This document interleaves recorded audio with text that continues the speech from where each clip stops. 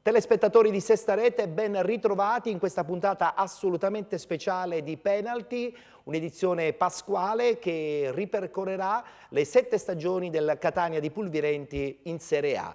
Partiremo dalla stagione 2006-2007 e concluderemo questo viaggio con la stagione in corso, quella del 2012-2013. Iniziamo con la stagione 2006-2007, purtroppo iniziamo in una maniera un po' drammatica perché ripercorreremo attraverso le immagini dell'epoca una partita persa in casa, ma soprattutto una partita macchiata dall'omicidio dell'ispettore Raciti. Siamo il 2 febbraio del 2007, Catania-Palermo.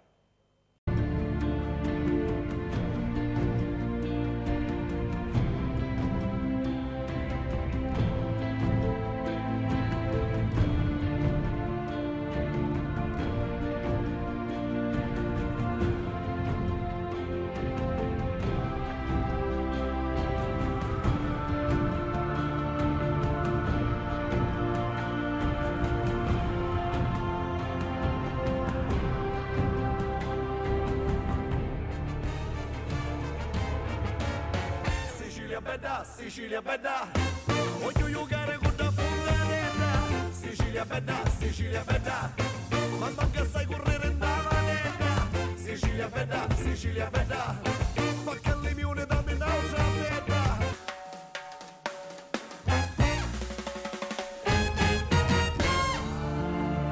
Sicuramente due personaggi diversi, Pulvirenti e Zamparini. Allora partiamo da quello che si diceva in studio. Zamparini ha detto che questa partita si poteva giocare la domenica perché sono cose all'italiana. In realtà qual è la vera situazione, questa festività? Noi abbiamo girato un po' per le strade, effettivamente la città è paralizzata già da oggi. Zamparini non conosce la realtà di questa festa, per cui ha detto queste cose perché, ripeto, non conosce. Qua la città è paralizzata, è una festa importantissima che richiama tantissimi fedeli anche da fuori Catania. Era giusto anticiparla. Ecco, per quanto riguarda invece l'aspetto tecnico, insomma nemmeno lei si poteva immaginare che oggi sarebbe giocato un derby che vale la Champions League. No, effettivamente è così, noi ci troviamo al quarto posto, direi meritatamente, però era inaspettato all'inizio della stagione. Noi siamo partiti con altri obiettivi che ancora dobbiamo ricordarci bene, non abbiamo raggiunto. Mancano pochi punti però, Presidente. Sì, direi che mancano abbastanza pochi, però dobbiamo ancora arrivarci. Qui c'è un clima straordinario, Giorgio, stadio completamente esaurito nonostante il giorno feriale, nonostante le ore 18, comunque la cassa è salva oggi. Sì, una grande festa, pubblico... speriamo che Catania dia veramente una dimostrazione di grande sportività, vanno bene i cori, va bene tutto, però i nostri tifosi si comporteranno, spero, bene, e dimostriamo a tutti di poter stare tranquillamente in questa categoria. L'ultima domanda da parte mia, una curiosità riguarda questa storia del giocattolino Morimoto che volete esportare in Giappone, che fa il gesto e si tocca la testa come quando ha fatto gol con l'Atalanta. È un'iniziativa particolare. Sì, ci stiamo pensando perché il ragazzo ha fatto un grande gesto, vogliamo riportarlo sotto forma di giocattolino, speriamo che possa anche avere poi la possibilità di giocare più spesso. Giorgio. Sì, no, dopo parleremo di Morimoto, è un argomento assolutamente interessante. No, volevo sapere da te, Giovanni, com'è la situazione dell'ordine pubblico, visto che abbiamo parlato in apertura della diretta, e poi insomma se mi confermi che Zamparini non sarà allo stadio, ma guarderà la partita dal suo divano di Vergiate, credo.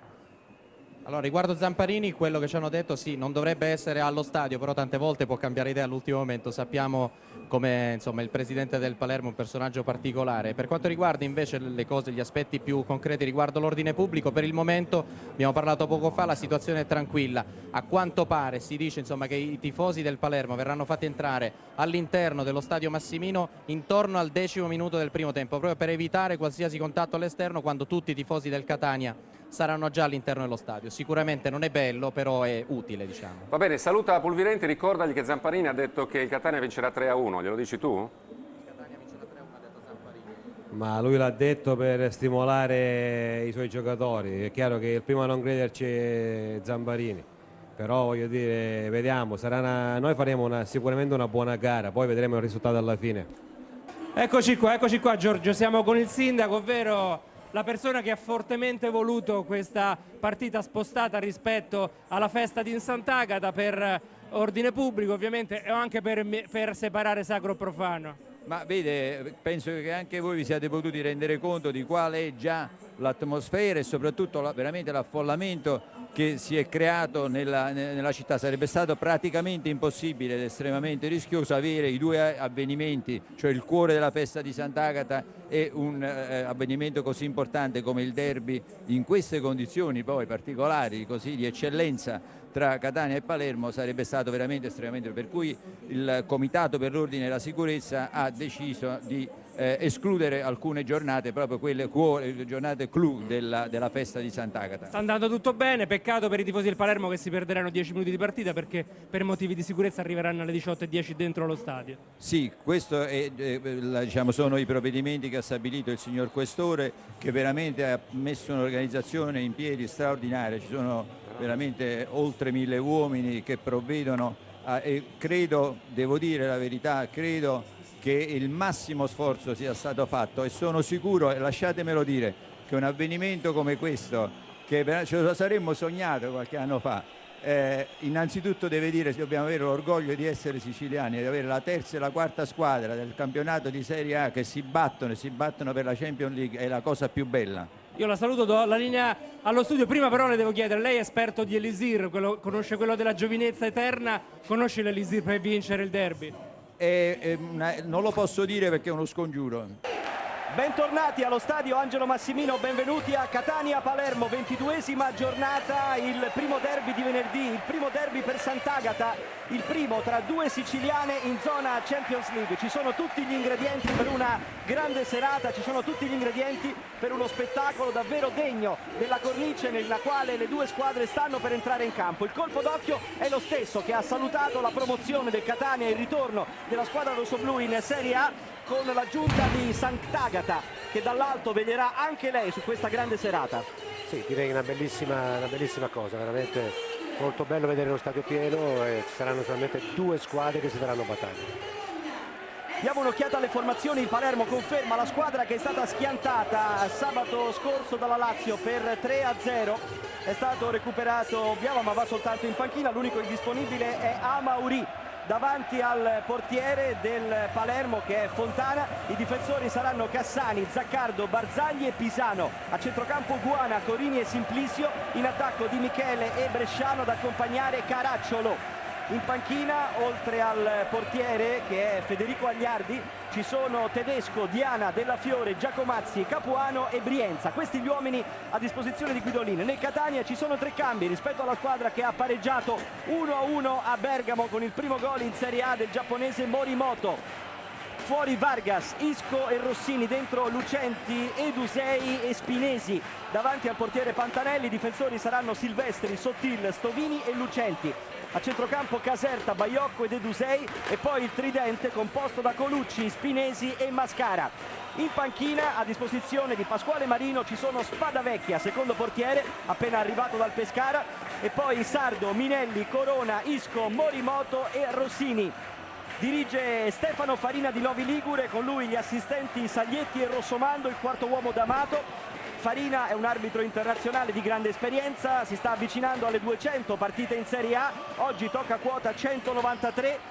Ci sono due modi di interpretare i suoi atteggiamenti in campo. Qualcuno dice che usa modi da sceriffi, altri dicono che rispetta in maniera severa, rigorosa, così come faceva Toscanini con le partiture musicali, il regolamento del calcio. Qual è la tua versione, Franco? Io è giusto che faccia quello che deve fare perché si deve far rispettare il campo. Oggi ne abbiamo parlato prima della partita, eravamo in albergo insieme, l'ho visto sereno, tranquillo, la partita di calcio, quindi direi che bisogna anche i giocatori gli diano una mano. Si comincia, è partito il derby di Sicilia numero 40 in campionato, 5 se ne sono giocati in Serie A, 35 in Serie B. Il Catania non ha mai battuto il Palermo e non ha mai segnato contro il Palermo in Serie A nel suo stadio.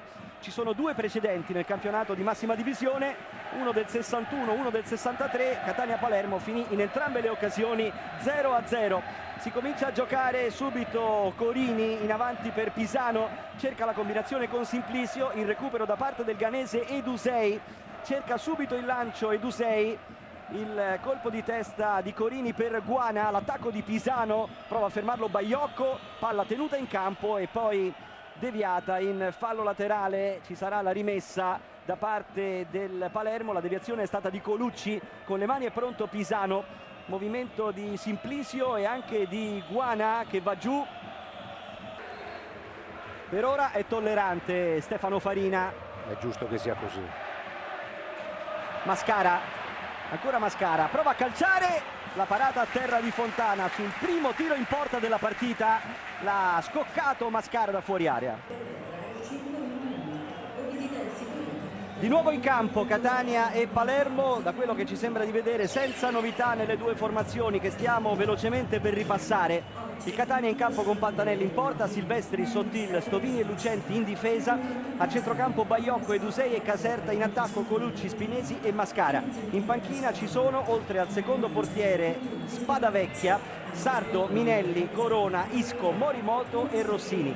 Per il Palermo Fontana in porta, Cassani, Zaccardo, Barzagli e Pisano in difesa, Guana, Corini e Simplicio a centrocampo, Di Michele e Bresciano ad accompagnare Caracciolo. E in panchina Agliardi, secondo portiere, Tedesco, Diana, Della Fiore, Capuano, Brienza e Giacomazzi, appena arrivato dal Lecce. Non ci sono gli altri acquisti. Matuszak, il polacco capocannoniere del campionato, Cavani, 7 gol nel sudamericano Under 20 e Ciaramitaro, palermitano, che corona il sogno di tornare a giocare nella squadra della sua città.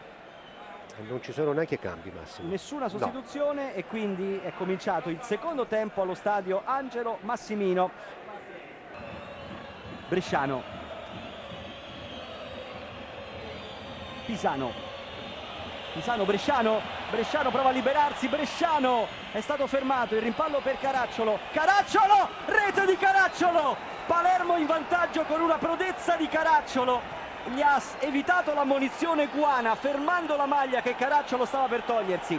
Capolavoro da centravanti vero di Caracciolo al quinto minuto del secondo tempo. Non l'hanno visto i tifosi del Palermo che stanno cercando di raggiungere lo stadio, ma è un grandissimo gol. Sicuramente, guarda, voglio rivederlo perché lui ha fatto una cosa eccezionale. Guarda, qui lui sfrutta il rimpallo di Bresciano, però rientra da fuori gioco.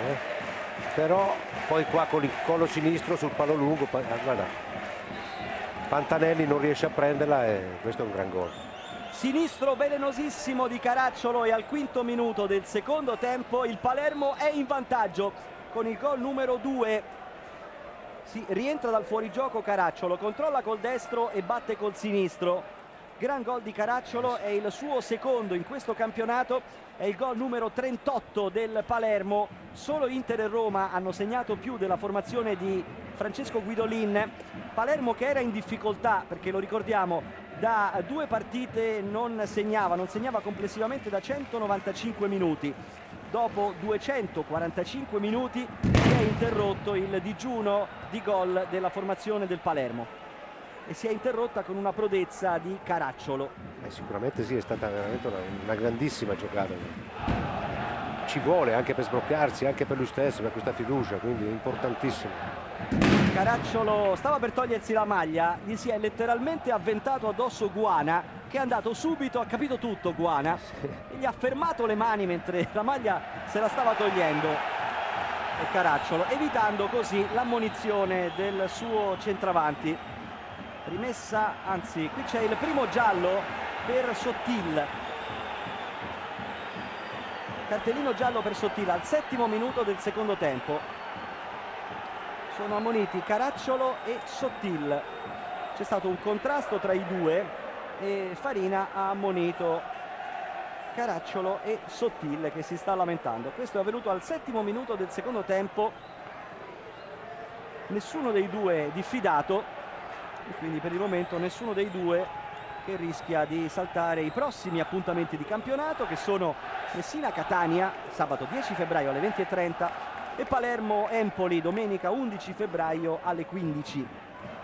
Calcio d'angolo in favore del Catania, infatti Fontana è andato a protestare con Farina e adesso il gioco è fermo perché i fumogeni dei petardi che sono stati lanciati verso la curva dei tifosi del Palermo non consentono la visuale. Gioco fermo, andiamo da Giovanni Guardini. Sì, infatti è così, Farina ha sospeso per il momento la partita perché dopo l'ingresso... Adesso fa giocare, calcio d'angolo dunque per il Catania, l'uscita di Fontana sulla testa e poi la girata che è stata allontanata dalla respinta di Guana, girata di Silvestri, palla che finisce in calcio d'angolo dall'altra parte, è il corner numero 6 in favore del Catania, gioco fermo. Questa è una delle disposizioni nuove che regolano l'ordine, che sono regolate dalla necessità di osservare l'ordine pubblico. Se vengono mandati dei petardi in campo bisogna sospendere. Però chi gioca il pallone a terra mentre sta rientrando Caracciolo, eccolo qua, si parte da una posizione irregolare Caracciolo. Si parte dal fuorigioco, però bisogna vedere chi ha toccato la palla nel momento in cui sono a terra. Allora così non si può continuare a giocare ed è più o meno quello che ha detto Farina e che ha chiesto che fosse detto attraverso l'altoparlante. Andiamo da Giovanni Guardalà. Sì, perché adesso è arrivato anche Foschi, il direttore generale del Palermo, a chiedere proprio la sospensione della partita perché insomma secondo il regolamento non si vede praticamente più in campo, ci sono i fumogeni, adesso anche Farina si sta avvicinando alla panchina del Catania, gli lacrimano agli occhi perché insomma lì la situazione è pesante, i giocatori non riescono più a respirare, si stanno allontanando da quella zona. Purtroppo a questo punto verrebbe da dire era meglio che non entravano all'interno dello stadio. Sono stati sparati lacrimogeni adesso anche all'interno del rettangolo di gioco e quindi qui l'aria diventa irrespirabile adesso. Hanno tutti i problemi i giocatori in campo, quindi al 13° del secondo tempo partita sospesa. Intanto possiamo dire che il gol di Caracciolo era da annullare, Franco, il passaggio di un suo compagno. Caracciolo rientra dal fuorigioco ma doveva essere fermato. Lui parte il fuorigioco, poi eccolo qui vediamo lui il fuorigioco. Bresciano che tocca la palla e lui parte dalla posizione di fuorigioco, poi ha fatto un capolavoro, ha fatto un grandissimo gol. Era da annullare questo gol. Però era parte dal fuorigioco. Torniamo a bordo campo da Paolo Assogna mentre i giocatori stanno rientrando negli spogliatoi. Sì, sta diventando pesante, la situazione la vedo anche per noi che stiamo in campo perché in questo momento mi cominciano a lacrimare gli occhi e fumo dei lacrimogeni arriva in gola a voi. Allora partita sospesa al 14° del secondo tempo allo stadio Angelo Massimino. Avevamo sperato francamente che questo non accadesse. Adesso anche Guidolin abbandona per ultimo il terreno di gioco e la sua panchina. Stavano lacrimando un po' tutti i giocatori perché il fumo è arrivato sul campo e non permette in questo modo di continuare a giocare. Abbiamo visto le fasi della sospensione, la smorfia di Farina, anche lui non poteva continuare a respirare, l'aria si era fatta davvero irrespirabile a bordo campo e anche in parecchi settori dello stadio. Farina ha comandato la sospensione al 13° minuto del secondo tempo, i giocatori sono ancora negli spogliatoi e sicuramente un tentativo sarà fatto per riprendere a giocare, sicuramente un tentativo sarà fatto, ma a questo punto veramente ci auguriamo che sia ancora rimasto del buon senso a chi ha lanciato lacrimogeni e fumogeni, questo qui se è rimasto che almeno venga utilizzato in questa fase per consentire a tutti quelli che sono venuti qui, a tutti quelli che hanno comprato il biglietto e che vogliono vedere lo spettacolo di una partita di calcio, di poterla godere fino alla fine. Torniamo da Paolo Assogna. Allora io mi trovo proprio sotto la parte dello stadio che ospita i tifosi del Palermo, questa specie di gabbia, e praticamente qui sotto sono stati sparati lacrimogeni, mi confermano i dirigenti della polizia, ci sono state cariche di alleggerimento, così si chiamano in gergo. Intanto stanno rientrando i giocatori del Catania in questo momento, però io vi dico che adesso la situazione a livello respiratorio è assolutamente tranquilla perché non c'è più fumo. Adesso anch'io ero rientrato negli spogliatoi perché veramente mi lacrimavano gli occhi e non riuscivo più a respirare. Adesso sto proprio qui sotto la curva, qui dove l'aria era più difficile, più irrespirabile, e si respira assolutamente bene, quindi adesso ci sono le condizioni per riprendere la partita. Infatti il Catania è rientrato in questo momento in campo. Catania in campo, l'atmosfera è tornata respirabile al Massimino. Ho interrotto Franco che mi stava raccontando le difficoltà anche fisiche, bisogna innanzitutto sciacquarsi, usare tanta acqua, e l'hanno fatto i giocatori già in campo, e poi la concentrazione, quindi cercare di tenere i muscoli sempre caldi, questo è importante. Negli spogliatoi sicuramente qualcosa, un po' di stretching, sai, un po' di corsa, devi farla, c'è poco da fare. Poi il tempo credo un quarto d'ora, quindi è come se fosse stato un riposo così da un tempo all'altro, ulteriore dal primo, quindi anche perché sono stati pochi minuti del secondo tempo che è successo quello che è successo. Sì, la partita era ricominciata da 13 minuti e quando il prolungato lancio di fumogeni e lacrimogeni, che comunque davvero rappresentano un atto di inciviltà, di teppismo. I fumogeni di solito non provocano questo effetto. Evidentemente insieme ai fumogeni, che sono soltanto mandati in campo per fare del colore, sono stati mandati in campo anche dei lacrimogeni. Questo è veramente gravissimo, è veramente incivile da parte di chi lo ha fatto e ha soltanto lo scopo di fermare lo spettacolo, di fermare la partita, di creare problemi ai bambini soprattutto che vengono allo stadio, alle famiglie, a chi vorrebbe godersi una partita in santa pace e magari a questo punto sarà già a casa esasperato e schifato da quello che è successo. Probabilmente, però come vediamo lo stadio è rimasto pieno come l'abbiamo visto all'inizio della partita, quindi il problema è nato quando sono entrati purtroppo i tifosi del Palermo, che probabilmente fossero entrati subito al primo tempo non sarebbe forse successo quello che è successo, non lo so, c'è sempre col senno di poi Massimo, quindi... Allora siamo a 20 minuti di sospensione, stanno facendo anche stretching i giocatori del Catania con Elusei al centro del terreno di gioco e noi torniamo ancora da Giovanni Guardalà, al quale io vorrei anche chiedere se c'è stato un tentativo da parte di qualche dirigente del Catania di andare verso la curva, comunque a chiedere ai sostenitori del Catania di smetterla. Guarda, questo non te lo so dire perché io sono all'interno del tunnel che porta agli spogliatoi, per segnalarti soltanto che anche i giocatori del Palermo stavano per rientrare in campo e adesso sono tornati tutti all'interno dello spogliatoio. Guidolin era molto agitato, anche il direttore generale del Palermo Foschi a un certo punto erano qui e hanno deciso di tornare indietro. Adesso anche Pantanelli, il portiere del Catania, è tornato indietro, non riusciamo al momento ad avvicinarci di più, veniamo tenuti lontani, però c'è da capire perché questa retromarcia da parte dei tifosi, dei giocatori del Palermo. Ho visto Foschi durante il problema che c'è stato prima in campo con i lacrimogeni parlare col quarto uomo, stava chiedendo che era per sospendere la partita, non so perché, sai. Dunque il tentativo va fatto di riprendere a giocare, è chiaro che bisogna vedere quali sono le condizioni fisiche dei giocatori del Palermo. I loro colleghi del Catania sono già tornati in campo e adesso eccolo qua con Eugenio Corini, il loro capitano in testa. Stanno tornando sul terreno di gioco dello stadio Massimino anche gli uomini di Francesco Guidolin. Il Palermo dunque torna sul terreno di gioco, ci vorrà un po' di stretching anche da parte del Palermo e si dovrà riprendere con una rimessa dell'arbitro a giocare. Caracciolo saluta i tifosi del Palermo, anche Cassani, stretching da parte di Zaccardo, Barzagli, Corini. Si può riprendere a giocare, anche se prosegue il dialogo tra Foschi. Torniamo da Giovanni Guardalà.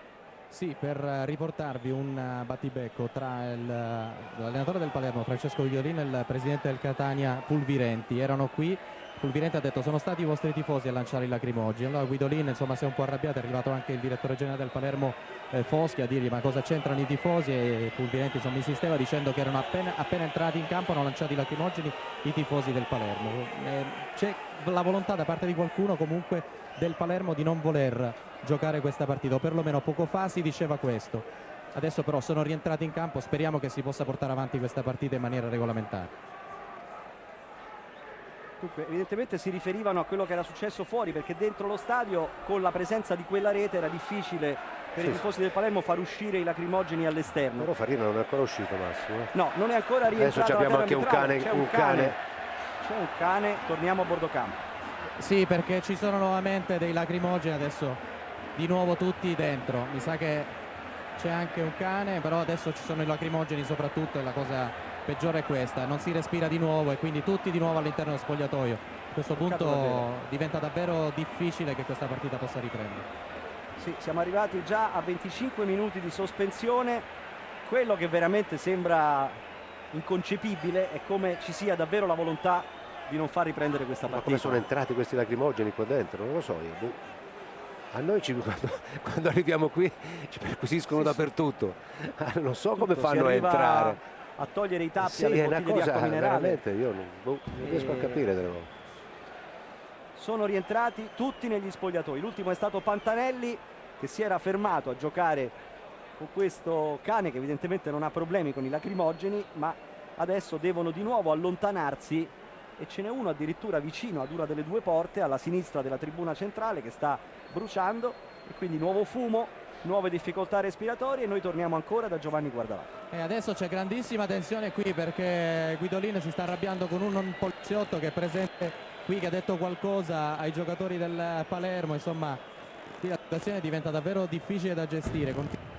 Queste risse verbali da una parte all'altra. Non so esattamente cosa abbia detto il poliziotto, mi sembrava di capire che abbia parlato di giocatori esagerati perché sono rientrati in campo e sono entrati negli spogliatoi per questo motivo, ma vi garantisco che di esagerato c'è ben poco, qui non si può respirare. Sì, siamo tornati più o meno alla situazione che ha provocato la sospensione da parte dell'arbitro Stefano Farina. Se si allungano i tempi, ovviamente, Franco, diventa più difficile pensare di continuare a giocare. Ma, sai, i giocatori erano entrati in campo, ma Farina non era ancora entrato in campo, quindi lui è rimasto dentro lo spogliatoio, secondo me, quindi ancora è perplesso almeno di quello che deve fare, secondo il mio punto di vista. Adesso questo vedi è l'ingresso del sottopassaggio del tunnel che porta dal campo agli spogliatoi. C'è una doppia serie di gradini, di scale che portano da una parte agli spogliatoi del Catania, dall'altra a quelli del Palermo, e la porta è stata chiusa per evitare che il fumo vada a finire dentro gli spogliatoi, perché a quel punto la situazione, essendo locali chiusi, potrebbe diventare ancora più grave. Qui almeno all'aperto c'è la possibilità con il vento di far allontanare il fumo, ma è stato chiuso il cancello, la vetrata che separa il tunnel degli spogliatoi dall'ingresso vero e proprio degli spogliatoi. A questo punto francamente noi non sappiamo quale sia la cosa migliore ai fini dell'ordine pubblico, se continuare a far giocare o sospendere la partita. Ma è difficile prendere queste decisioni, sinceramente. Poi sicuramente sotto, tra Guardalà e Assogna, probabilmente ci sarà qualcosa che ci possono dire di più concreto. Da qui è difficile dare un giudizio. Siamo ancora, difficile parlare di nuovo con questi lacrimogeni. Allora andiamo di nuovo da Paolo Assogna. Sì, si era risolta la situazione, è ridiventata pesante perché c'è stata una nuova carica d'alleggerimento e per qualche minuto l'aria è stata ancora difficile da respirare. Adesso però il fumo si è alzato e sembra essersi tranquillizzata la situazione, però ripeto, quando tutto sembrava definitivamente risolto, il Catania era tornato in campo, il Palermo lo stava per fare, la situazione si è complicata di nuovo. Tra l'altro questo cane che è entrato stava in curva, quindi veramente non si sa come siano riusciti a far entrare addirittura un cane dentro lo stadio. Però volevamo anche uno dei dirigenti qui delle forze dell'ordine che ci spiegasse la situazione, però vediamo molta tensione, magari fra qualche minuto cercheremo di avere un dirigente che ci possa spiegare esattamente la situazione. Però ripeto, hanno fatto bene i giocatori a rientrare dentro perché la situazione era diventata ancora pesante, l'aria difficile da respirare, anche se adesso questo lo sto testando sulla mia persona, le cose sono migliorate di nuovo. Intanto siamo fermi praticamente da mezz'ora, partita sospesa da mezz'ora. Sì, c'è bisogno di acqua, si sta dissetando anche Paolo Assogna per allontanare gli effetti dei fumogeni. Andiamo ancora da Giovanni Guardalà. Sì, allora non è ufficiale, ma sono voci che arrivano dall'interno dei spogliatoi, adesso hanno chiuso, la partita potrebbe non riprendere, quindi sembra che Farina abbia deciso di chiuderla qui. Ripeto, è una voce che ci è stata riportata all'interno dello spogliatoio, non l'abbiamo presa direttamente perché adesso non ci fanno più entrare, però sembra che sia questa la decisione. Evidentemente Farina ha valutato che non ci siano più le condizioni per continuare a giocare. Sì, tutte le volte che entrano nel campo le squadre vengono fuori questi lacrimogeni, non so, sinceramente, come ti ripeto, non è facile prendere la decisione, bisogna aspettare.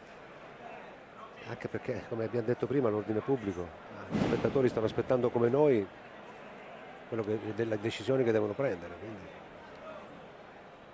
C'è parecchio movimento qui nel tunnel che porta dal campo agli spogliatoi, ci sono parecchie persone, vediamo se c'è un nuovo annuncio da parte dell'altoparlante, dello speaker dello stadio, ma per il momento sì, non si vedono più né i giocatori né la terna arbitrale che è chiusa negli spogliatoi, quindi al momento non ci sono segnali che si ricominci a giocare tra Catania e Palermo. Possiamo soltanto ribadirvi la grande amarezza di una grande attesa finita così. Andiamo da Giovanni Guardalà.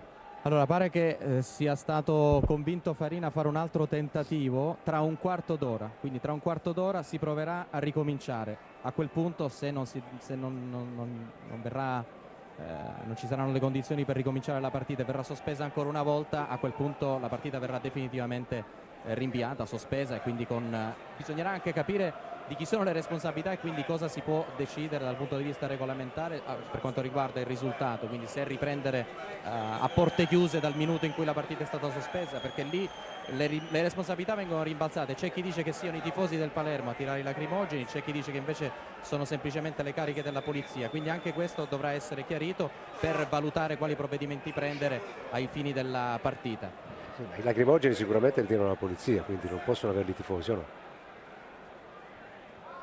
Qui diventa difficile valutare perché noi abbiamo visto il lancio di fumogeni verso il settore di tribuna che ospita i tifosi del Palermo appena sono entrati nel loro settore. Allora, dal 12° minuto e 30 secondi del secondo tempo si riprende a giocare, calcio d'angolo in favore del Catania, colpo di testa di Barzagli che prova ad allontanare, rimane in attacco la squadra di Marino con Caserta. Caserta lo chiude Di Michele riesce a fermare Caserta senza concedergli né calcio d'angolo né rimessa laterale. Insiste Di Michele, poi affida la battuta lunga a Corini, il colpo di testa da parte di Stovini. Di Michele ha messo giù ma gli ha subito soffiato il pallone Spinesi, un errore da parte di Caserta. Di Michele in lotta con Baiocco, ancora Baiocco che prova a liberarsi per il tiro, poi il tentativo di Colucci di mettere dentro, Spinesi che va giù, Caserta ha pareggiato, 1-1, pareggio del Catania al 13° minuto del secondo tempo, il pareggio di Caserta, 1-1 e va sotto la curva, lui se l'è tolta la maglia e per questo verrà ammonito. Sì, ma non gliene può fregare di meno perché questo è un gran gol, quindi anche se prende l'ammonizione per lui è uguale. Comunque qui si vede appunto dopo tanto tempo che uno rimane fermo, entri in campo che non hai la concentrazione di come quando inizi la partita, e qui ce ne siamo accorti appunto come ha subito il gol Palermo. 1-1 in parità dunque il derby di Sicilia. Rivediamo l'arrivo di Caserta che va di controbalzo, colpisce a botta sicura. È un gran gol quello di Caserta, centrocampista rivelazione al suo esordio in Serie A. Caserta tra l'altro sale a quota 5 in classifica marcatori. Eccola qua l'azione, colpo di testa di Barzagli, Caserta con grande freddezza mette dentro l'1-1 e va a prendersi l'inevitabile cartellino giallo. Stretta di mano all'arbitro Messina, ammonizione per Caserta, 1-1, quinto gol in campionato per Caserta che raggiunge Corona. È il gol numero 30 messo a segno dal Catania e arriva dunque al 14° del secondo tempo, secondo minuto dopo la ripresa del gioco, e siamo al 19° minuto del secondo tempo. 19° minuto del secondo tempo, si è ripreso a giocare da 6 minuti e mezzo allo stadio Massimino e poco dopo la ripresa del gioco Caserta ha pareggiato il gol che era stato messo a segno da Caracciolo. 1-1. Qui si appoggia Stovini sulle spalle di Caracciolo e c'è calcio di punizione in favore del Palermo.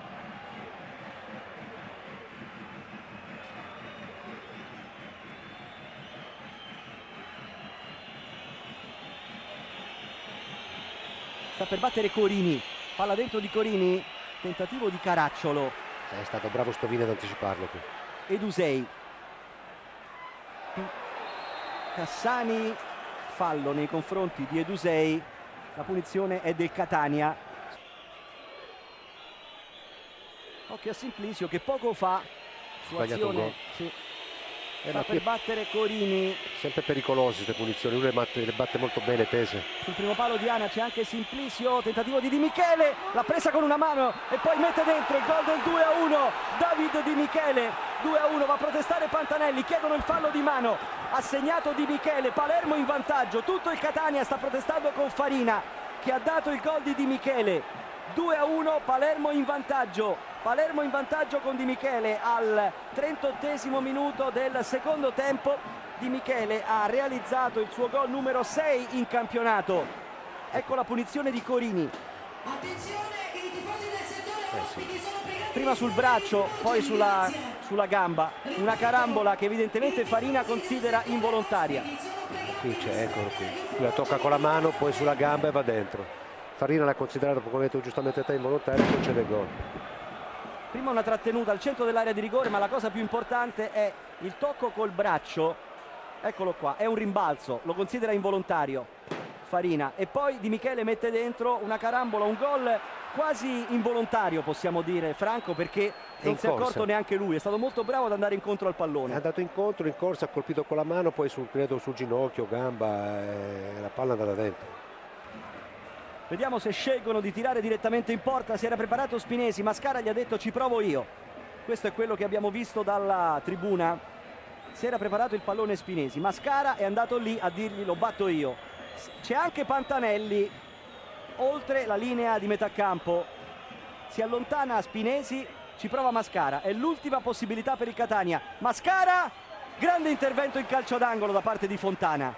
Sul tiro di Mascara all'incrocio dei pali, Fontana ha allontanato il pallone in angolo, c'è ancora un'occasione, anche Pantanelli va nell'area di rigore, va Pantanelli nell'area di rigore, Mascara, palla giocata all'indietro verso Caserta, Caserta ha sfiorato l'incrocio dei pali, il tiro di Caserta sul fondo, e Pantanelli va a riguadagnare la sua area di rigore quando mancano 30 secondi alla fine del recupero. Parecchia agitazione pure sulle panchine di Guidolin e di Marino. Ha rinviato Fontana, protagonista di un ottimo intervento sulla punizione di Mascara. Finisce qui, ha vinto il Palermo che sale a quota 42 in classifica. Una grande vittoria del Palermo che interrompe un ciclo di 7 trasferte senza vittorie e torna a vincere. L'aveva fatto per l'ultima volta il 14 gennaio. Lo festeggiano davvero come se fosse un grande successo gli uomini di Francesco Guidolin. Dall'aspetto positivo, Guidolin, questa vittoria che mancava da un po' di tempo, arrivata in un momento particolare della sua squadra. Sì, cominciamo da qui e cominciamo dal dire che abbiamo 42 punti e 42 punti in classifica. Il Palermo non li aveva mai fatti dopo appena un girone e qualcosa. Cominciamo anche a dire che questa è la quinta vittoria fuori casa, che ci mancava da un po' di tempo indubbiamente. E queste sono le cose della gara, una gara vibrante, anzi 2 gare, perché purtroppo noi, anche loro, abbiamo giocato 2 gare, ma credo che il fatto di giocarne 2 abbia penalizzato un po' di più noi e soprattutto abbia penalizzato lo sport, quello che è successo qui stasera, molto, e sono molto deluso di ciò perché non si può andare avanti così. Ecco, siamo arrivati quindi all'aspetto brutto, negativo di questa serata. Intanto per tutto il primo tempo i vostri tifosi non c'erano, si dice che c'è stato un problema con i pullman, hanno perso la strada, poi sono arrivati, è arrivato anche tutto quello che ha portato alla sospensione di 33 minuti della partita. A un certo punto sembrava che non si potesse più giocare. Cosa è accaduto all'interno degli spogliatoi? Che cosa vi dicevate? No, noi non sapevamo niente, eravamo solo in attesa di notizie, siamo rientrati perché non si poteva più respirare. Ma questo è in senso metaforico se non capiamo che il calcio è uno sport, se non ce lo mettiamo bene in testa che per quanto si possa sentire un derby, insomma deve restare tutto nell'ambito della sportività, veramente non si respira più nel mondo del calcio perché questa è veramente una cosa che offende. Se quello che è successo stasera qui secondo me offende lo sport e anche una città secondo me civile, bella come Catania, perché io non so, non voglio dire chi è stato e chi non è stato, però noi siamo stati scortati con 50 poliziotti nell'albergo di tutta la giornata di ieri e di questa mattina, sembrava di essere in un paese in guerra. Siamo arrivati allo stadio e siamo stati accolti da arance, uova, bottiglie sul pullman. Nel campo noi stavamo vincendo la partita, adesso può darsi che se sono stati i nostri tifosi sono proprio degli imbecilli, veramente non so cosa potrei dire se li avessi qua uno per uno, ma non si può durare così, non può durare se non recuperiamo certi valori, non può durare. Mi dispiace ma non può durare. Quello che è successo, io all'inizio della seconda partita ero imbambolato come i miei giocatori, infatti abbiamo preso gol. Ma dire perderla o vincerla la seconda partita cosa poteva cambiare? Cosa poteva aggiungere a una giornata così nefasta per lo sport? l'abbiamo vinta, ma Non è soddisfatto fino alla fine, ecco, non è una vittoria che può godersi. soddisfatto fino all'1-0 quando si giocava, quando il Catania ha dimostrato di essere una buona squadra, perché non ha assolutamente bisogno di altro il Catania se non di giocare e di continuare il suo bellissimo campionato. E il Palermo uguale, è stata una partita accesa, i giocatori si sono rispettati e quella partita lì la vincevamo noi 1-0, dopo il resto poteva finire in tanti modi. L'abbiamo vinta noi e ci soddisfa perché è vero che siamo uomini di sport e noi facciamo questo per lavoro e questo ci spinge in avanti in classifica e noi guardiamo le nostre cose, però se ci voltiamo un attimo indietro veramente arriva dentro di noi una tristezza infinita. Scusate, vi interrompo soltanto un momento, Giorgio, perché io vorrei che si finisce qui l'amministratore delegato del Catania, perché noi stiamo parlando di qualcosa, ma è successa una cosa molto grave. Io invito qui l'amministratore delegato Lo Monaco a dirci che cosa è accaduto. Purtroppo, Giorgio, è una bruttissima notizia. Ma mi dicono che un poliziotto è morto, non so come, non so, aspettiamo ancora la conferma ufficiale, è all'ospedale Garibaldi. Non so, parlare di calcio non penso sia perfettamente inutile, anzi io con questo io personalmente ho finito, esco dal mondo del calcio, non mi riconosco assolutamente in tutto questo, vivo intensamente per il calcio, l'ho amato tutta la vita e così mi sembra assurdo, non ho parole. Ecco, ma è una notizia ufficiale questo, perché è importante insomma capire se è stata confermata ufficialmente. Ospedale Garibaldi. Mi è arrivata qualche minuto fa, quindi... Da chi è arrivata questa notizia? Ma dai nostri addetti alla sicurezza, quindi voglio sperare con tutte le mie forze che non sia vero, però no, non è più calcio, non è più calcio. Foschi. Non lo sapevo, questo non lo sapevo, non avrei parlato, abbiamo parlato della partita, di questo episodio, non sapevo di questa cosa qui, l'ho saputo dallo Monaco e non ho più voglia di parlare nemmeno io. Vi ripeto, guardate queste immagini, ma che cosa abbiamo vinto? Abbiamo perso tutti. Questa sera abbiamo perso tutti, questa è la verità. Tutto qua. Scusate, ma io se è vero mi auguro che sia una roba non vera, perché se fosse morto un poliziotto, un padre di famiglia per un incontro di calcio vuol dire che allora ha ragione. Non so, buonasera a tutti e vi scusate. Sì, scusate perché veramente prima di dire una cosa qui bisogna sempre... Non è confermato. No, scusate. Allora Giorgio, le ultime notizie freschissime sono molto importanti, però io prima di dirle vorrei fare un'ulteriore verifica. Scusate, ma prima di dire le cose volevo aspettare un attimo. Quindi se avete un paio di minuti di pazienza riprendo la linea fra un paio di minuti, Giorgio. Io non so, perché vedo Giovanni guarda là, vediamo se arrivano altre informazioni. Giovanni. Sì, e purtroppo c'è la conferma, è uscita un'agenzia ANSA, un agente del reparto mobile della questura di Catania è morto dopo essere stato colpito al volto da una bomba carta all'esterno dello stadio dopo questi incidenti. Purtroppo la prima notizia che avevamo dato era questa: scontro con i tifosi del Catania, colpito al volto da una bomba carta ed è morto questo agente del reparto mobile, ed è una notizia confermata da fonti delle forze dell'ordine. E allora, no. Sì, la notizia che vi do io è che praticamente ospedale Garibaldi praticamente si parla di stato di emergenza, più di 100 i feriti negli scontri nel derby. Questa è la notizia del momento, dunque stato d'emergenza, dunque è una situazione davvero pesantissima. Ve l'avevo detto nel precedente collegamento che stavano arrivando un numero cospicuo di poliziotti, perché c'è stato questo contatto proprio tra forze dell'ordine e tifoseria del Catania, perché si sembra che si siano aperte le porte antipanico qui proprio in prossimità della curva e ci sia stato questo impatto, questo contatto violento tra le parti. Dunque stato d'emergenza all'ospedale Garibaldi, addirittura 100 persone coinvolte. Sembra davvero un bollettino di guerra, invece era una partita di calcio. A voi. È il 13° minuto del secondo tempo allo stadio Massimino di Catania. La violenza esplode all'improvviso. Gli ultras del Catania cominciano a lanciare petardi e fumogeni contro i tifosi del Palermo appena entrati allo stadio. Polizia e carabinieri intervengono, l'arbitro sospende la partita. Sembra tutto finito, ma fuori è già divampata la guerriglia. È l'inferno. Ci sono scontri, vengono incendiati cassonetti, automobili, motorini.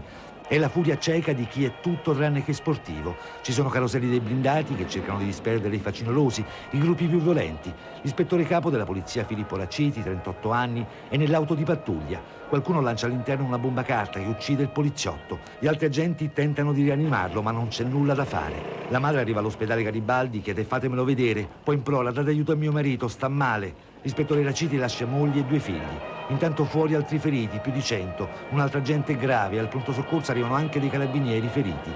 Una pagina tra le più buie, per quello che un tempo si chiamava calcio ed era il nostro orgoglio. Ben trovati ancora in diretta su Sky TG24, è finito in tragedia derby siciliano Catania-Palermo. Un ispettore capo di polizia, Filippo Raciti, 38 anni, è morto questa sera durante gli scontri tra forze dell'ordine e tifosi durante e dopo l'incontro contro il Palermo del Catania. L'agente è stato colpito al volto da una bomba carta, mentre si trovava all'interno della propria auto. È morto dopo essere stato trasportato all'ospedale Garibaldi di Catania, lascia la moglie e 2 figli piccoli. I disordini sono scoppiati e poi continuati all'esterno dello stadio di Catania, Massimino, dove è terminato l'anticipo della 22esima giornata di Serie A, lo ripetiamo, tra Catania e Palermo. Le telecamere di Sky hanno ripreso un fitto lancio di oggetti da parte di numerose persone nei confronti di vetture della Polizia di Stato che stavano cercando di disperdere i facinorosi. Sul luogo erano giunti centinaia di agenti in tenuta antisommossa, erano circa 1500 gli agenti schierati per la sicurezza di questa partita che era stata annunciata come calda. Già all'andata c'erano state avvisaglie di quello che poi sarebbe successo, tifoserie che sono divise da una lunga rivalità. Abbiamo in diretta Francesco Lamiani di Teleradio Mediterraneo, lo sentiremo più tardi. Andiamo in diretta alla Federcalcio che ha deciso lo stop per tutti i campionati di Serie A, B, C fino alle giovanili. Lì per noi c'è il nostro Valerio Iafrate perché ci sono altre ulteriori notizie dell'ultima ora. Valerio. Sì, grazie Marco, buonasera. Allora, non soltanto i campionati si fermano, ma si ferma anche la nazionale. Notizia di qualche minuto fa, notizia comunicata dal capo ufficio stampa, dal capo delle relazioni, responsabile delle relazioni esterne Antonello Valentini, perché un vertice che comprendeva anche Gigi Riva, che ho qui accanto a me, che ringrazio per la sua cortesia, ha immediatamente deciso di bloccare anche la nazionale. Dunque non gioca l'Under 21, non giocherà martedì a Chieti e non si giocherà Italia-Romania. Non si gioca dunque Italia-Belgio a Chieti, non si gioca Italia-Romania a Siena. Sì, appunto, il commissario mi ha telefonato, convocato urgentemente per la decisione che aveva già preso, quella di fermare i campionati, e di conseguenza si è deciso di fermare anche la nazionale per dare un segnale positivo in senso che bisogna intervenire in qualsiasi modo, e quindi era impensabile fermare il campionato e domani sera dare i convocati per le partite. Avviseremo Belgio e Romania delle difficoltà che abbiamo incontrato, dei problemi che purtroppo abbiamo nel nostro paese, ma non era assolutamente possibile giocare davanti a situazioni di questo genere che si ripetono purtroppo da troppi anni con una certa frequenza. Da uomo di sport, da simbolo del calcio italiano, quanto è doloroso questo momento per Gigi Riva? Ma sai, io come hai detto ne ho passati, ne ho viste di partite, sono diversi anni. C'è una prima convocazione, diciamo, nel professionismo nel 62, poi ho continuato in federazione. Quello che mi preoccupa è il fatto, ma è che noi ci accorgiamo di queste situazioni solo purtroppo quando ci sono situazioni di questo genere. Quante volte ci siamo ripetuti a dire nelle disgrazie che sono capitate negli stadi, incidenti, razzi, bisticci, e purtroppo si verificano con una certa frequenza, quindi noi diamo un segnale, diciamo, calcistico importante, però credo che per fermare questo tipo di situazioni ci voglia un intervento duro, un intervento forte, un intervento decisivo proprio. Non basterà dunque un blocco di un campionato, di un fine settimana. Probabilmente il blocco, anche lo stesso Pancalli lo ha fatto capire, si protrarrà anche a questo fine settimana. La nazionale non gioca e dunque si va verso uno stop per riflettere, per pensare e per cercare delle misure drastiche, ha detto il commissario. Questo è il segnale maggiore che potevamo dare noi. Noi oltre a questo non abbiamo la possibilità di creare né leggi né situazioni che possano risolvere questi problemi. Noi abbiamo sentito il dovere di fermare il commissario, come ha detto, il campionato, e quando mi è stato chiesto un parere, dopo aver sentito Donadoni e Casiraghi, fermiamo anche le nazionali. È chiaro, ci saranno delle situazioni che verranno modificate, affronteremo tutti quelli che saranno i disagi, ma è impensabile continuare ad andare avanti oppure fermare il campionato e ripresentare mercoledì la nazionale o martedì la nazionale a Chieti e mercoledì a Siena. È troppo poco, ci deve essere una settimana di tempo per riflettere e anche per prendere decisioni, perché sono gli uomini che possono modificare questa situazione. Noi il nostro gesto lo diamo perché sentiamo veramente il problema, soprattutto perché è stato nel calcio, nel mondo del calcio tanti anni come me. Però sono gli uomini adesso, gli uomini che hanno potere, che devono intervenire. Grazie a Gigi Riva per la sua cortesia. Allora, lo abbiamo sentito, si ferma tutto il calcio italiano, si ferma per questo fine settimana, si fermano le nazionali, non si gioca Italia-Belgio a Chieti martedì, nazionali under 21, non si gioca Italia-Romania mercoledì a Siena, sarebbe stata la prima volta per Siena di ospitare una partita della nazionale. Il calcio italiano si ferma, è questa la decisione del commissario straordinario Luca Pancalli, sentiamo.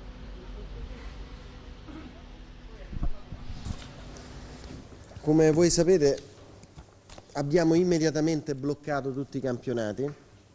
Ovviamente il mio primo pensiero va alla famiglia della gente così in maniera allucinante, che ha perso la vita in maniera allucinante. Ho sentito immediatamente il presidente del CONI Petrucci, tutte le componenti del mondo del calcio, il ministro Melandri con il quale sono in contatto. La decisione è stata immediata e è stata appunto quella di bloccare tutti i campionati. Immediata e unanime. Prego? Immediata e unanime. Immediata e unanime. Non si può più andare avanti così. Non ha nulla a che vedere con il calcio, quello a cui stiamo assistendo. Il calcio italiano si ferma e si fermerà fin tanto che non individueremo un percorso serio e drastico da consentire la possibilità di riprendere i campionati, ma affinché questo possa avvenire per l'esplicazione di uno sport e non di altro. Io credo che sicuramente non è sufficiente, assolutamente. Io ho parlato anche con il ministro Melandri non più tardi di un paio di minuti fa. Ovviamente mi risulta esserci stato un consulto con il ministro Amato e con il presidente del Consiglio Prodi. Noi da lunedì apriamo immediatamente un tavolo di emergenza per individuare quelle misure drastiche per consentirci di poter ripartire, altrimenti noi non ripartiamo. E francamente vi dico pure, ma qua forse è l'uomo che parla e non il dirigente sportivo, che se dovessimo perdere Euro 2012 per questo forse ce lo meritiamo. Ci sono alcune notizie di cronaca che vi possiamo dare in merito a quanto è successo. Intanto qualche assicurazione riguardo a chi è ricoverato al Garibaldi. Nessuno risulta in pericolo di vita tra i feriti ricoverati nell'ospedale di Catania dopo gli scontri. Le condizioni più serie sono quelle di 2 poliziotti, uno di loro è ricoverato in rianimazione. Tutto questo sarebbe dovuto solamente a esigenze logistiche. legate agli esami diagnostici che devono essere completati, tra i quali anche un attacco. Un altro poliziotto invece al momento è in osservazione per un trauma cranico subito durante i disordini quando è stato investito da uno scooter ed è caduto in terra battendo il capo. C'è un'altra notizia riguarda le forze dell'ordine che avrebbero bloccato e condotto in questura e nella caserma dei carabinieri una ventina di persone per controlli, sarebbero quasi tutti ultrà del Catania fermati durante gli scontri, la cui posizione è attualmente al vaglio della Procura della Repubblica. Torniamo all'inizio, a quello che è successo, a quando è cominciata la furia dei tifosi e l'attacco alle forze dell'ordine. Ce lo può raccontare un testimone, Francesco Lamiani, un collega di Teleradio Mediterraneo che è collegato con noi in questo momento. Francesco, buonasera. Sì, buonasera dall'ospedale Garibaldi di Catania, vi parlo, accanto a me c'è un componente della famiglia Raciti, quindi io darei prima la priorità, se voi siete d'accordo, a un cugino della vittima che voleva rilasciarci una dichiarazione, se per voi va bene. Sicuramente Francesco. Allora, voi avete chiesto in pratica, dite che è assurdo che si possa morire. Che si possa morire così per una partita penso che sia abbastanza assurdo. Sarà assurdo anche se si effettueranno i festeggiamenti a Gatini e penso che Catania glielo deve. E questo è tutto, penso. Non penso di poter andare avanti, Ciccio. Ecco, avete sentito quello che ha detto questo cugino, si chiama Giuseppe Raciti, un parente della vittima, l'ispettore Raciti deceduto appunto allo stadio Angelo Massimino. Vorrei cercare di ricostruire, anche grazie a quello che ci hanno detto alcuni inquirenti che stanno studiando attraverso i filmati che sia dalla scientifica e i filmati che verranno raccolti nelle prossime ore da tutte le emittenti che hanno effettuato dei servizi o delle riprese durante il derby, stanno cercando appunto di ricostruire la dinamica. A quanto pare la bomba carta sarebbe stata lanciata da una zona della curva nord verso via D'Amico, che è la strada che cinge nel settore appunto settentrionale lo stadio Angelo Massimino. La bomba sarebbe entrata nella vettura di servizio in cui si trovava Raciti, che sedeva sul lato del passeggero, e lì la deflagrazione. Vani tentativi di rianimarlo, anche se per un'ora, a quanto pare, secondo quello che ci diceva anche il direttore ospedaliero del Garibaldi, il dottore Navarria, Raciti avrebbe respirato, però poi non ci sarebbe stato più nulla da fare.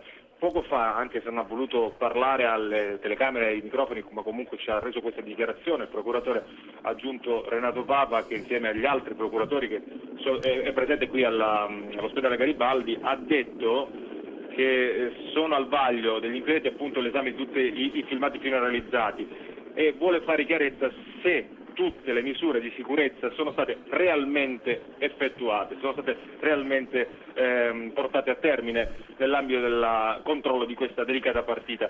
Avete sentito poc'anzi il parente della vittima, diceva come può una città che si è fermata che ha chiesto che si anticipasse una partita importante come Palermo festeggiare la festa di Sant'Agata. Ecco, la festa di Sant'Agata, per chi non lo sapesse, è una celebrazione molto partecipata che si consuma in questa terra da secoli e secoli, e sono migliaia, centinaia di migliaia le persone che nei giorni della celebrazione si riversano nel capoluogo etneo.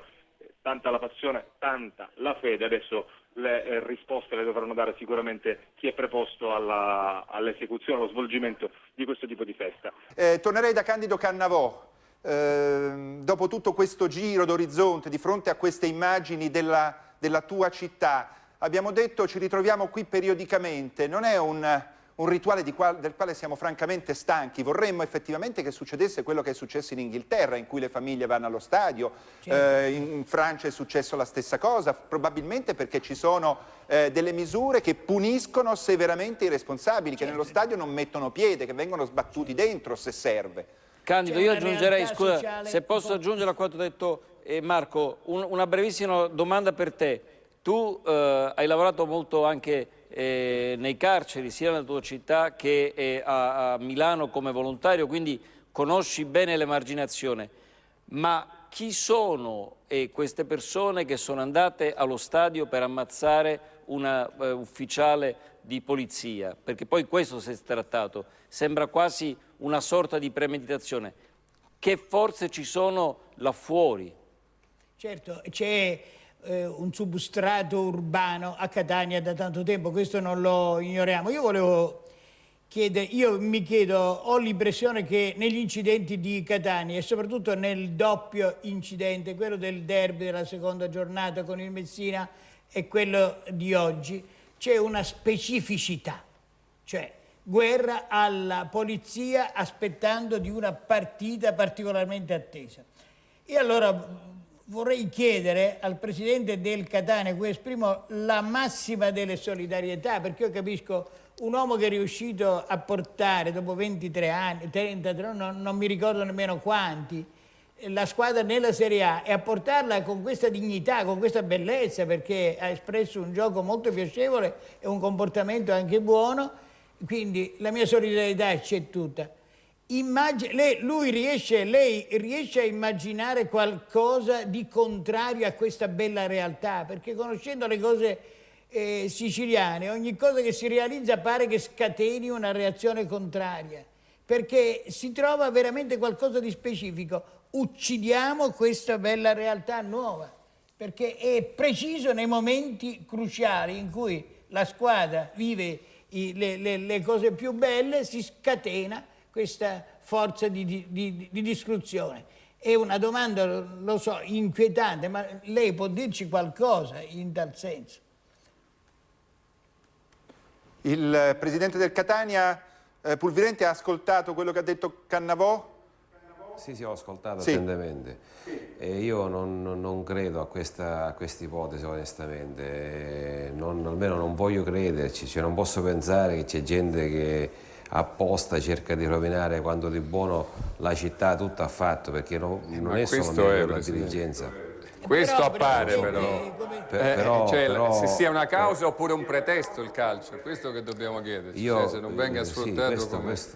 Prego. Sì, lo so, però diciamo il risultato conseguito è quello della città intera, cioè non è solo della dirigenza, quindi alla fine stiamo parlando comunque di una minoranza di persone, di una piccola minoranza che però devasta. Io sono stato all'ospedale, ho visto quello che c'era, francamente, guardate, è inimmaginabile, cioè sembravamo in un campo di battaglia, cioè sono cose che veramente col calcio non hanno nulla a che fare. Io non credo che ci possa essere qualcuno che voglia a priori distruggere questo giocattolo.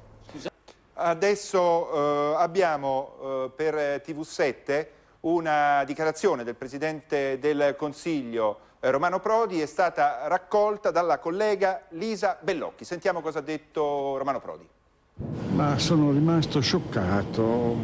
Appena il ministro Melandri mi ha detto della notizia, ho detto bisogna reagire assolutamente, perché non è possibile che lo sport diventi lutto e delinquenza.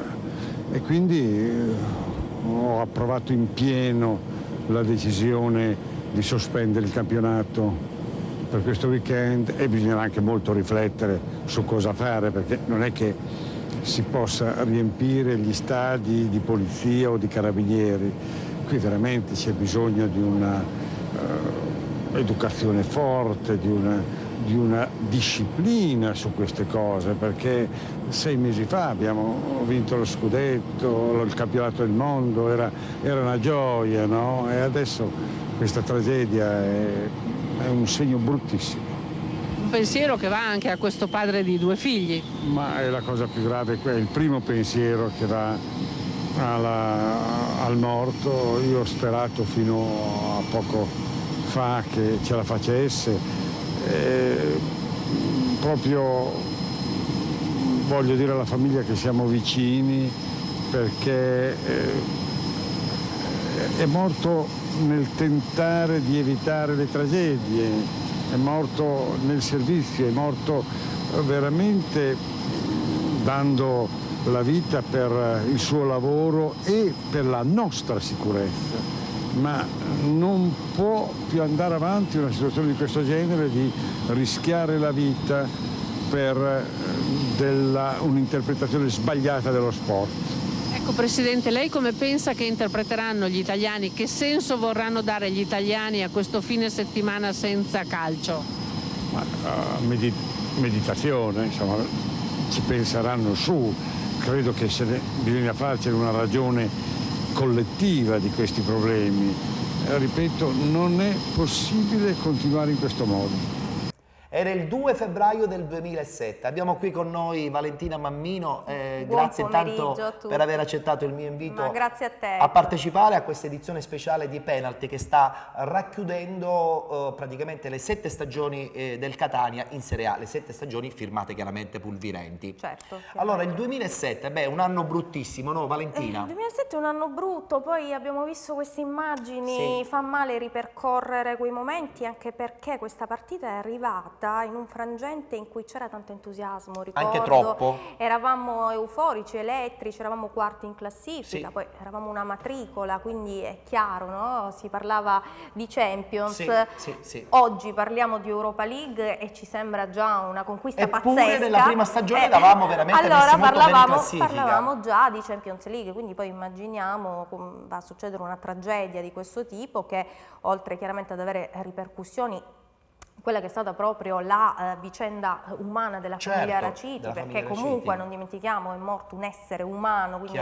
poi a volte si dimentica, ormai sembra un dato acquisito, sembra una lontano, persona invece è ancora ha vivo. Perso la vita per una partita di calcio. Sono cose che non devono accadere mai più, per fortuna non sono più accadute, anche perché sono stati posti in essere i correttivi. Tutto questo dopo questa partita? Ecco, esatto, tutti quei correttivi, quella normativa sulla sicurezza, e quindi in questo insomma diamo merito, tra virgolette. Involontariamente questo 2 febbraio del 2007 ha lasciato un segno anche nel comportamento che poi dopo a seguire negli anni sia la federazione ma anche il pubblico ha compreso e capito. I tifosi oggi sono molto più educati appunto allo sport, alla sportività, quindi non si sono più verificate situazioni tanto estreme, e quindi insomma questo è l'unico risvolto positivo di questa vicenda drammatica, che quindi ci ha colpito sia per appunto la tragedia Raciti, ma ci ha colpito anche poi come tifosi del Catania, perché ricordiamo la sanzione pesantissima inflitta alla squadra, che fu costretta poi a giocare tutte le partite in casa,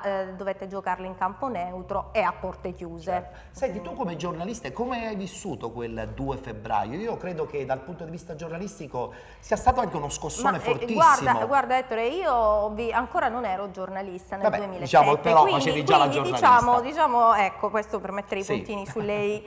Però è chiaro, è una situazione forte, non pensi di doverti trovare davanti ad una tragedia simile quando parli di sport. Chiaro, è impensabile. Appunto, torniamo sempre lì, è impensabile che un padre di famiglia perda la vita così, ma poi appunto può essere anche un tifoso, ecco, quante volte si sente parlare di tafferugli, di ragazzi che restano feriti. Lì ci fu l'eccesso, effettivamente. Lì, insomma, siamo andati oltre. Il Catania Calcio, cosa ha imparato dal 2 febbraio 2007?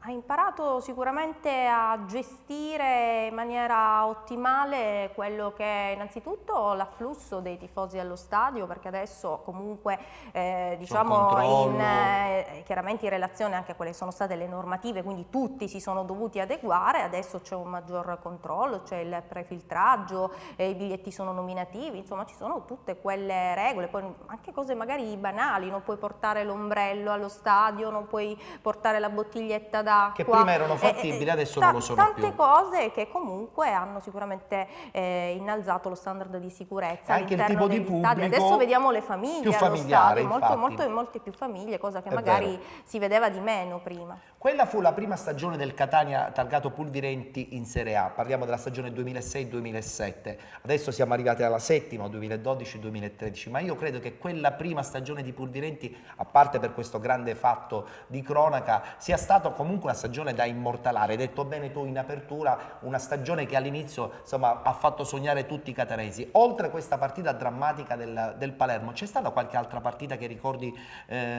con tanto piacere, e soprattutto qual è la partita più emozionante? Ma io credo che un po' tutti i tifosi ricordino con tanto piacere la prima partita in assoluto in Serie A, innanzitutto proprio perché è la prima che giochi dopo 23 anni, che giochi in Serie A, e quindi quella al Sant'Elia contro il il Cagliari. Gol e di poi Corona, mi pare. bellissimo gol di Corona che ci consegnò la prima vittoria in Serie A, ma importante la prima vittoria in trasferta, quindi insomma proprio il massimo. A quella partita sono particolarmente legata perché c'era anche un po' quella incredulità, perché poi sai, inizi il cammino della Serie A con tante incognite, tanti punti interrogativi, quindi non ti aspetti di andare subito, partire in trasferta pronti su via, porti a casa 3 punti, voglio dire. Poi sappiamo bene che il tabù trasferta ha afflitto il Catania anche negli anni successivi, in questi anni, poi quindi cominciare con una vittoria in trasferta proprio il massimo. Poi grande gol di Re Giorgio Corona, che è rimasto poi con grande affetto nel cuore di tutti i catanesi. Senti, invece la partita più emozionante che ricordi con tanta emozione? Ma sicuramente maggior trasporto l'ultima partita, quella contro il Chievo, la salvezza. Sì, sul neutro di Bologna, andammo lì a giocarci proprio la permanenza nella massima serie. Restavamo in Serie A noi o restavano in Serie A loro? Fu una partita drammatica. Allora, una partita drammatica e devo dire, forse con una parola, forse rendo meglio l'idea, molto triste. Sì. Triste perché poi, sì, noi magari eravamo contenti alla fine, però mi dispiaceva particolarmente per il Chievo, perché capivo comunque la favola Chievo, perché quella del Chievo era stata una favola, no? La ricordiamo tutti. È vero.